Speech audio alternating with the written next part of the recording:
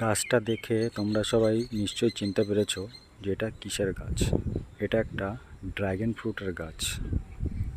গাছটাতে দেখো কত সুন্দর ফল ধরে আছে। গাছটা 2 বছরের পুরনো।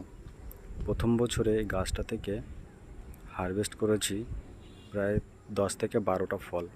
এই বছর আরও বড় হয়েছে। এই বছরে আরও 10টা ফল হয়ে আছে, প্লাস এই দেখো ফুলও এসছে, ছোট ছোট ফুলে ভরে গেছে। এই গাছের গোড়া থেকেও ফুল আসে। এইখান থেকে এই জায়গাটা আছে, এই জায়গাটা থেকে একটা ফল খেয়েছি, আর উপরে একটা কুঁড়িও এসছে। ফলটার খোসা এখনও নিচে পড়ে আছে। আর সাইডে আমি কিছু কাটিং রেখে দিয়েছি, কাটিং লাগিয়েছি, যেটা থেকে ছোট্ট একটা ফলও এসছে। তো এটাই আমার ড্রাগন ফ্রুটের গাছ।